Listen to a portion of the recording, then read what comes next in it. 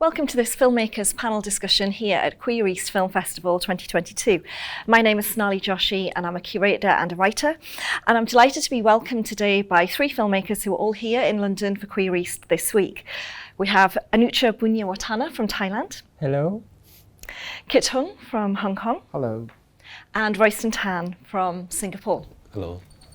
So I thought I'd start off by asking each of you if you could tell us a bit about your background, how you got into filmmaking, and how you feel your work is positioned in the context of queer cinema in Asia and beyond.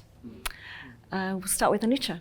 Okay. Hi, I'm Anucha. I'm the filmmaker from Thailand.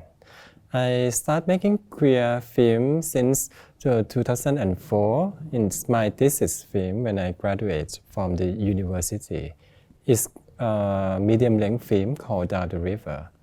And I have a chance to make my first feature in 2013. The title is called The Blue Hour. And also my second feature is Marilla the Farewell Flower. Mostly I focus on the queer character, and that depends on my sexual orientation back at that time. All three of the film is focused more on a gay character, because back then I was a male and a gay. But now I transform into a trans woman now, so I have a confidence to direct a female characters and also a trans woman character too. Yeah, I started making short films when I was in Temasek Poly. So every time I make a short film, it's always about the expression that I couldn't express to certain people, and I just inject that kind of feelings onto it. And also because I deal with a lot with teenagers, a lot of times they don't have a certain turn to certain kind of intimacy. So it's always within that circle. I always try to venture on the topic, which is about what is not spoken. Yeah. Hello, I'm Kit. I'm from Hong Kong. I started making queer films since 2001. I make a lot of short films as a playground for my experiment. And I made two feature films. The first, both of them is actually dealing with interracial queer relationship. First one's called Soundless Wind Chime, and then it was nominated for the Teddy Award in Berlin. And and then the second, and the co-production between Hong Kong and Switzerland as well. Second one is also international co-productions about queer cancer survivor. So when talking about queer cinema, this inevitably leads us to discussions around challenging convention and also about representation. In what ways do you see your work as playing a role in challenging mainstream discourse, particularly in the context of your respective film industries? For me, it has always been about visibility. And just like what Pink Dog in Singapore is actually doing to empower the gay community, is really about putting a face to it. Filmmaking has always been a channel for me to express what I want the audience to see. And also it has always constantly be a reminder for our Singapore government that Singapore is a secular country. We are not a religious country by certain religious group, and constantly every year I have to remind them of that. Yeah. I think that the theme of queerness is always political and is always draw public awareness. And so I think as a filmmaker, I think my social responsibility is to bring in what is happening around me in front of the camera and use that kind of platform, cinema and social media, to tell people what is actually happening around us. And then recently, I think I am more interested in intergeneration relationship. Like everyone will have heterosexual parents, but then how the heterosexual parents would deal with their queer child, what kind of experience that they actually have that maybe this LGBT movement has omitted. So this is something that I'm focusing on at the moment. As I experience, I think queer cinema has a lot of impact to society. especially Thai society, because I remember that back at that time, in 2004, when I made a medium-length film, as a thesis, I tried to find an actor who want to act in the gay role, and no one wants to do this job because they fear that, okay, this role gonna impact their working life, their personal life. And back then, the Thai society is very binary. You have to be a woman or a man, and okay, you can be a trans woman, but for a man in love with a man, they don't understand. And I think when I made Down the River, my medium-length film, is focused on the relationships between two males. And when I made this, and after that, there will be a queer film that has a gay as a main character, came out 2, 3, 4 titles, and then the society began to understand.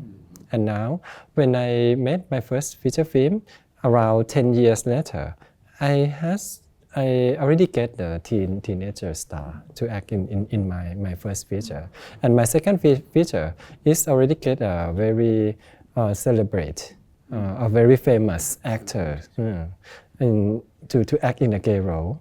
And now the society totally understand, and okay, we have a BL genre, a BL series. The boys love I would consider it's like a LGBT film that focus on the cute boy, two cute boy in the romantic relationships that very popular in Thailand and around the world. So the visibility is very important. And when you have a queer cinema, the society have a discussion about it, and also the queer community can voice their opinion to the creators or to the filmmaker, and they keep changing. They back and forth, and then society will improve and have a progress on LGBT topic. The situation in Hong Kong with actor is very different from your experience. I have problem for my last short films to look for older actor to play queer roles.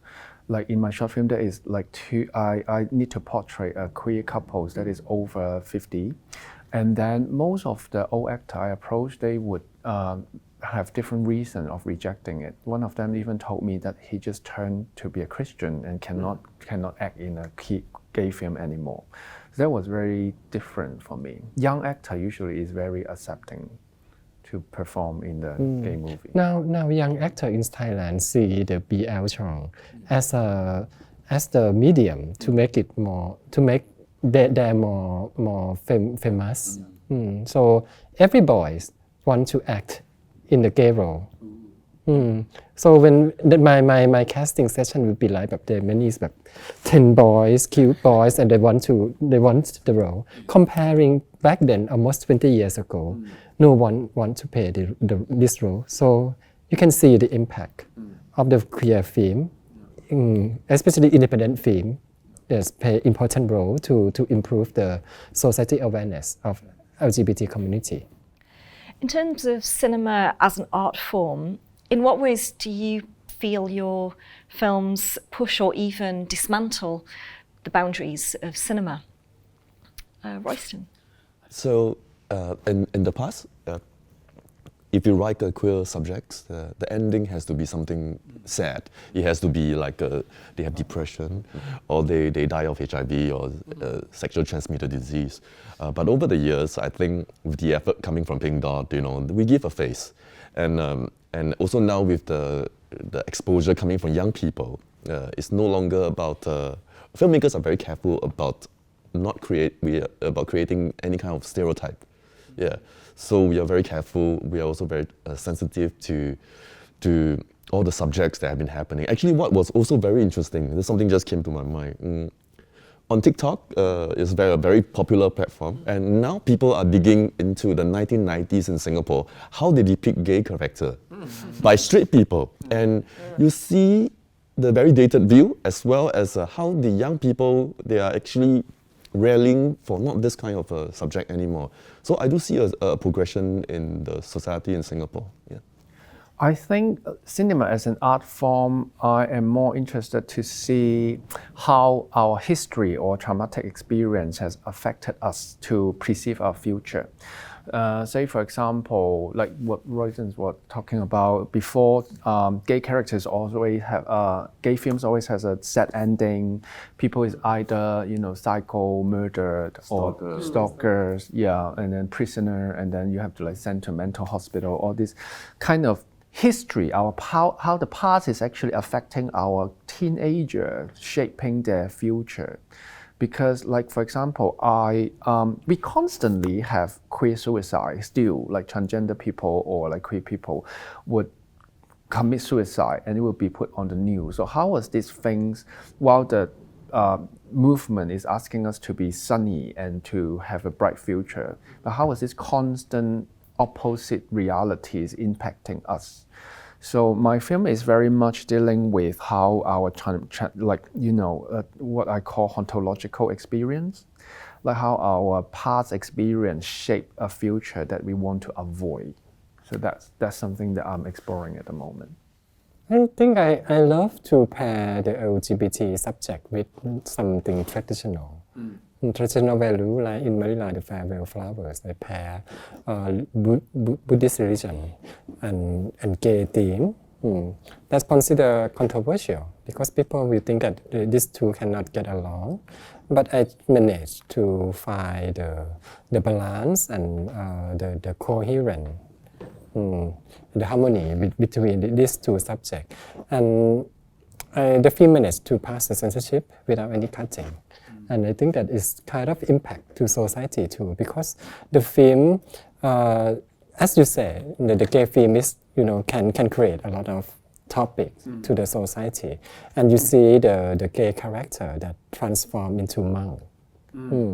And society doesn't feel so offense about it. I think it has an impact to the society in that way, because when the monk, some monks have a chance to watch my film, they understand the concept of the gender fluid already.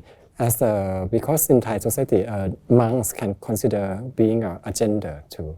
So they understand that a male can change into gay and can change into a male again and can change into a monk's gender. So you cannot feel attached to the gender. They said to the film like this.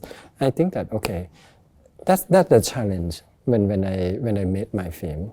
I try to pair something very contrast. Yeah, but at the same time, you're creating things as harmony. The monk, the Buddhas, and the queerness. That's my personality too, because I try to be. I'm not so aggressive. I would say like that. But it's not a fault that if there is a filmmaker that talking in a very aggressive way, it's okay too.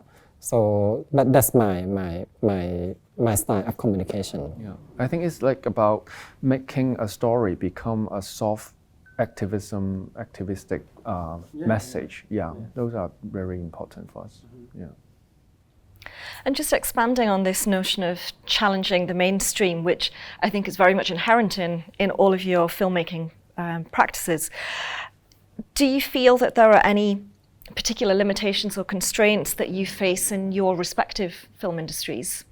I do have not a lot of officials or regulations from the government at the moment, but there's a lot of constraint coming from the commercial and distributor point of views, because so far Hong Kong do not have much limitation what kind of theme that you're allowed to shoot. But then when you're looking at the Chinese market, because a lot of Hong Kong films are looking to open in the Chinese market, so the Chinese market or the Chinese government actually released a whole lot of new regulations on queer filmmaking as well. So when you are producing a queer films or film related to sexual identity, you kind of need to also follow the more limited or less creative kind of regulations from the region that you want the distribution right to. This is one thing. So a lot of them actually is coming from distributor or coming from cinema from outside Hong Kong, telling you, oh, if you're making queer films, you cannot cross the border that way.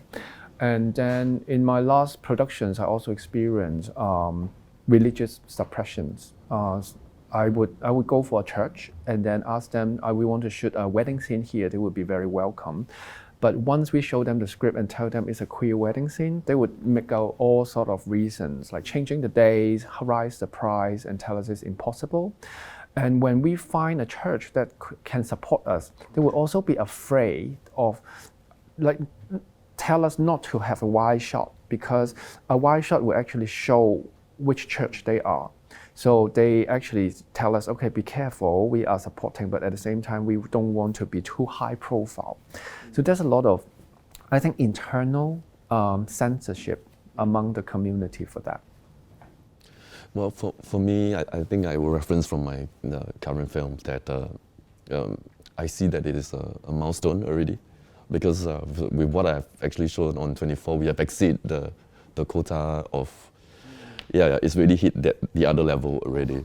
Yeah, so the very fact that it can still be shown, and for one time at the Singapore International Film Festival, and after that the authority came to speak to me about the sensitivity of the film.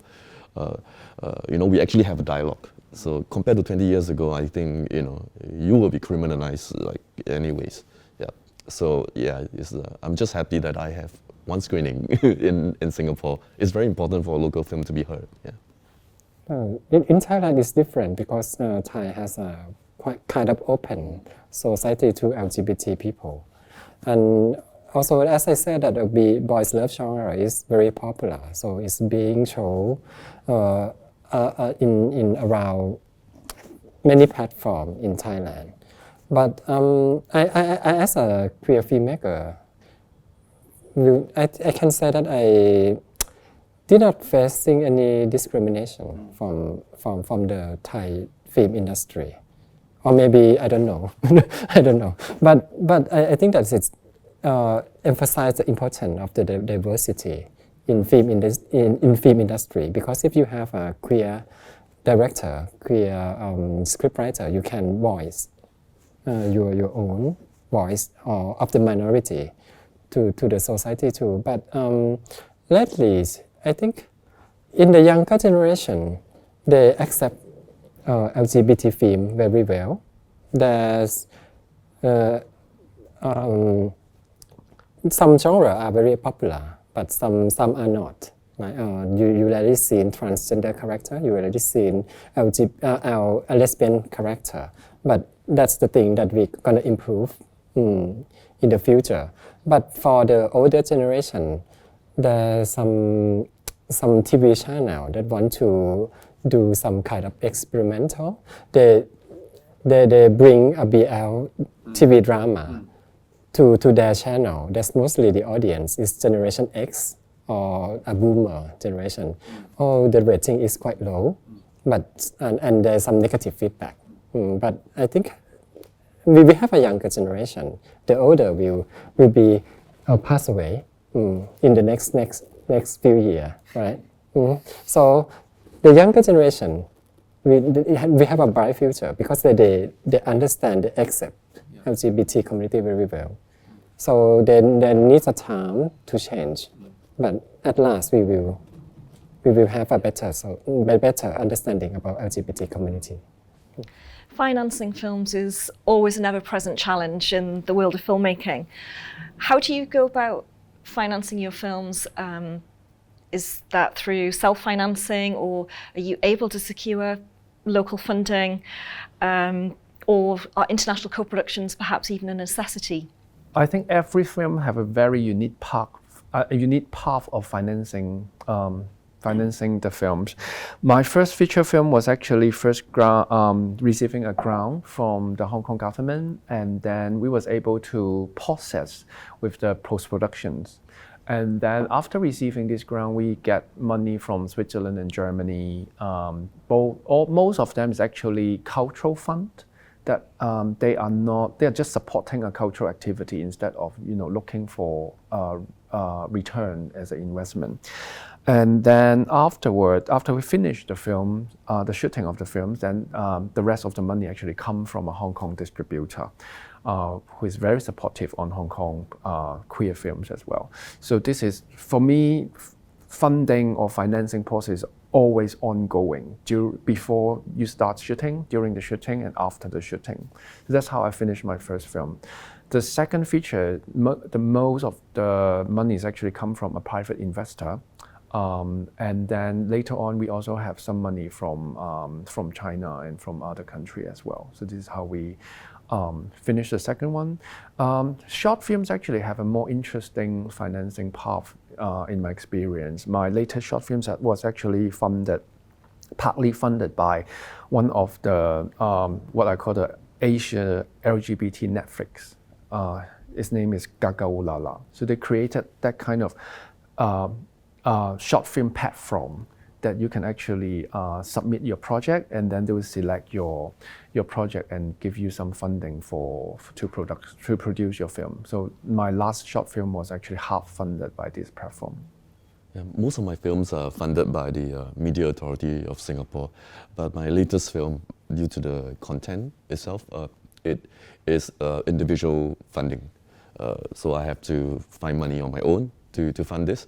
And what is also wonderful about the Singapore film industry, when they know that you are making a project not about making money, it's about labor of love, everybody just come in, even the actors, everyone just came in. Just the salary was like one packet of lunch or maybe a taxi claim, and that's about it. So I'm very grateful to everyone who believe in stories which are a little bit not so conventional. Yeah. I'm self-funding my early works, and then I just make a company with my friends and do a commercial job too. So when I have a chance to make my first feature film, I can get a funding from TV channel and private investor, and also my own company. And my second feature is from private funding. I try to apply to the international funding, but they don't accept my project. That's how my film was made. It's local funding. My experience with international funding, non-investment type of things, they usually look for projects that have very little chance of distribution. So they are working on topics that is not the mainstream, mostly on the edge, or topics that they never seen before. Yeah. For investment, they usually look for mainstream or box office return. You've made films through international co-productions. Can you talk a little bit about how was that process, and how did it sort of impact on the filmmaking process itself? I think what I'm in an interracial relationship for 20 years, and that's why it invited me or kind of opened me to live in a different country and get in touch with the local film industry. So I was lucky enough to be open to the Swiss film industry, which is already itself very small. So I was making some short films in Switzerland, and then I get to know some people in the industry, participating in some of the film events. And then I do my pitch to different producers, and then engage with different, producers and do different pitching for the producers. Then this is how I started with international co-productions. And then I also have experience working with some French producers. There is government regulation. Sometimes international co-production come with like a tax rebate example. So if you're making kind of like a cultural project, then you don't have to pay the tax. And the tax money is actually good enough for you to support the whole post-productions already.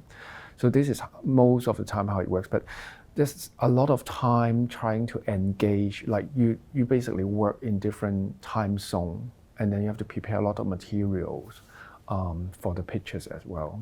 Yeah. And I think my stories also allow more international co-production, because it's a lot about interracial relationship. Yeah. So in terms of how your films are seen and received, are you able to secure domestic distribution for your films? Do they get seen locally, or are you making your films perhaps more for international audiences, maybe the International Film Festival circuit, or are you equally targeting your films at local audiences? I think first I have to focus on the local audience. But lately, since the boys rap song is popular around the world, so I have to think about the themes or the story that have to be related to international audience as well, especially in Asia, Southeast Asian audience and Latin American audience. I think as a Hong Kong filmmaker, my films already speak for the Hong Kong audience, especially when I am using Cantonese as in my films, and I usually just tell myself to make a film that touches people, instead of thinking about what the audience want. I think the film itself, after we finish the film itself is like a baby, coming out from the body of the mother, and it will have their own path of reaching the audience as well. I think it's the same for me too. Yeah. So my producers are very scared. Like, they will ask, "Oh, is this for the Western audience, or is it for a European audience, or is it a domestic film?" But I always feel that I shouldn't give a label to the film. I believe in making the film, and after that, letting the film find its own audience. And personally, for me, I really cherish the opportunity to have my film shown in Singapore, because what you don't see doesn't mean that they don't exist. So for me, it's constantly to have the reminder to the authority that this shared space is not a space shared by religious leader. We are a secular state. And my film has always been a way to subtly remind them, oh no, actually it's not very subtle, that it's a space that belongs to everybody. Yeah. One thing actually I want to ask by bringing the film traveling around the world is interesting. For example, my last film have a scene inside a church of queer weddings.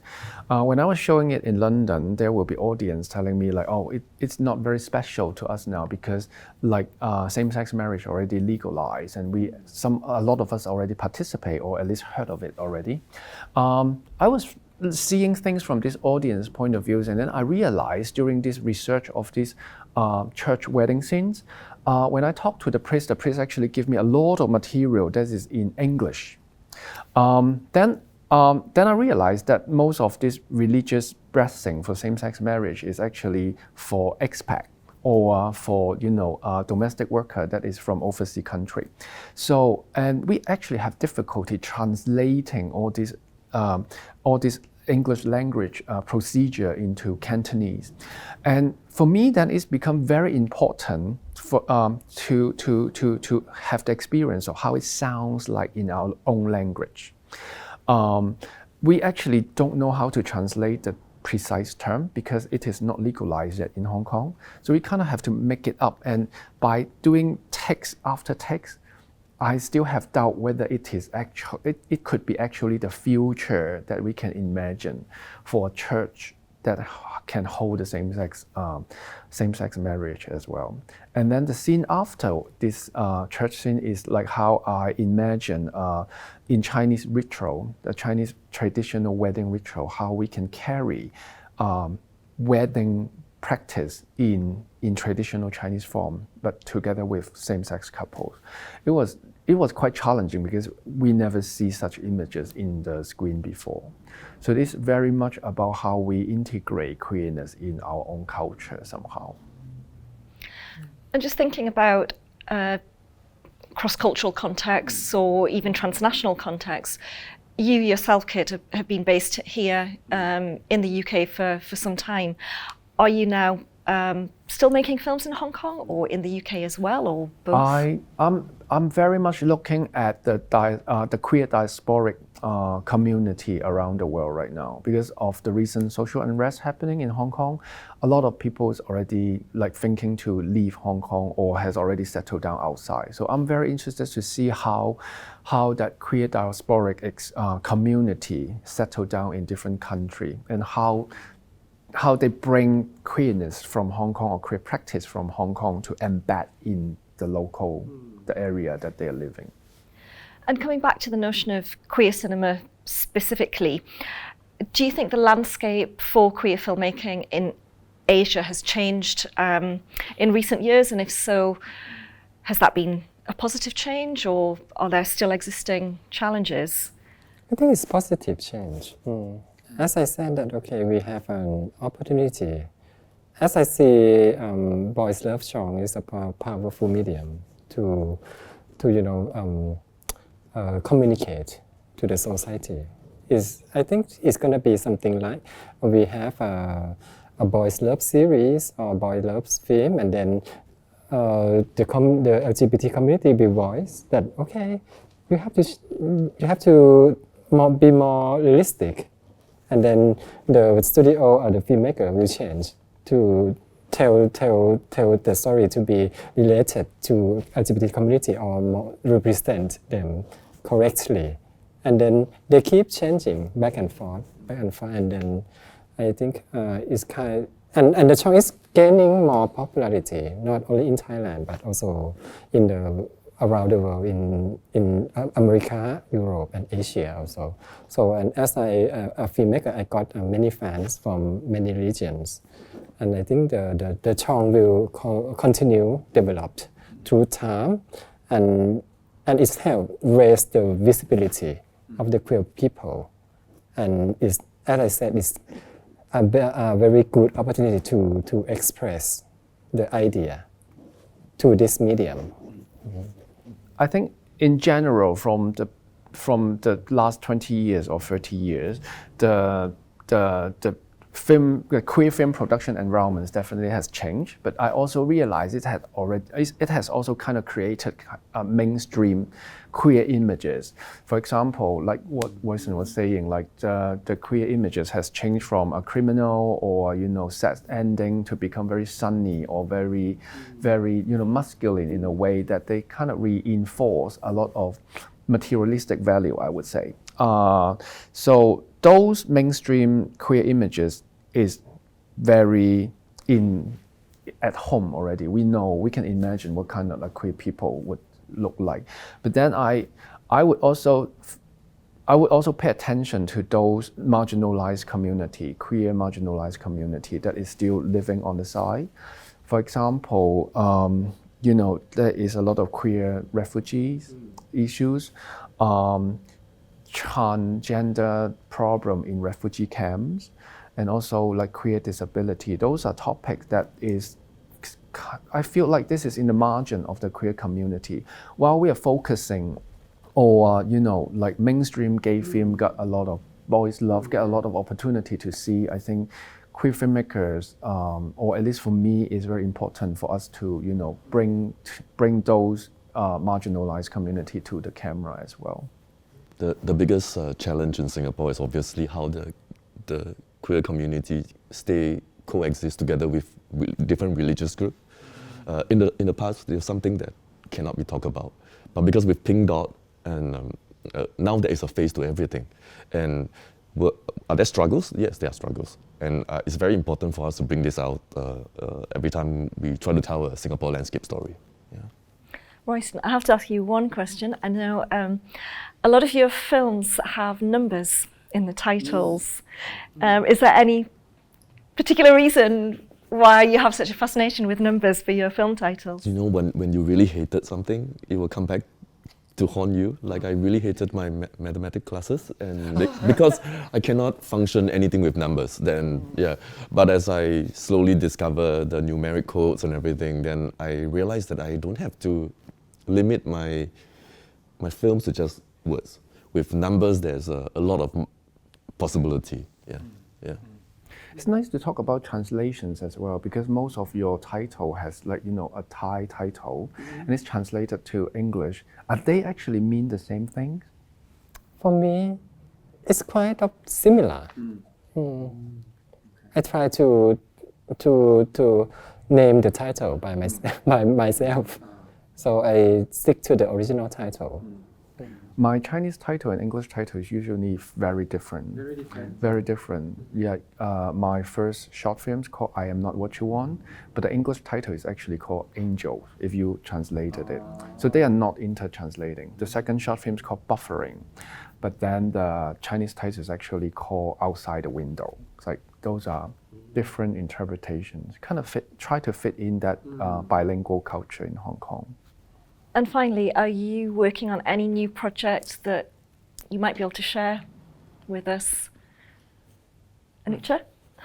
I try to make a film about Thai prostitution, transgender prostitution too. Because as I travel to many film festivals, I will be asked in the immigration point that because I look like I'm a trans, right? So they're gonna suspect that I'm like, okay, I'm gonna do a prostitution. So I just, okay, I have to bring an invitation. I have to very proper prepare to get into many countries. So I just curious about the original, why they think like that, and how I want to research on it. And there's come a film project that can be made into a maybe feature film or a series now. So I developed it like 4 or 5 years. Would that be a sensitive topic for the government though? I don't think so. It's going to be sensitive for Thai society, but I think it's the true story that every Thai people know, already know, and it's dealing with the transnational trafficking.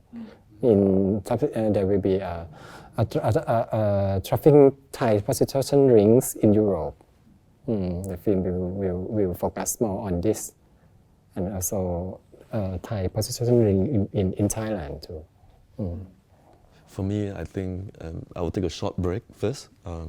And I think my next project, I really want to work with people from different parts of Asia. That has always been a plan that we wanted to execute, but because of COVID and we cannot. So I think after we finish the tour for 24, then I will take a little break and reappear again. As I just said, I'm more interested in the queer diaspora around the world right now, the Hong Kong queer diaspora around the world. And I'm also interested to see, those marginalized community, say the queer refugees and also the queer disability. Also want to explore those topics.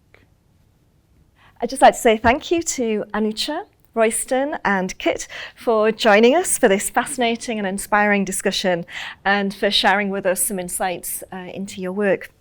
You can catch Queer East Film Festival this week at venues across London through to Sunday 29th of May, and the festival will also be coming to venues across the UK soon. Thank you.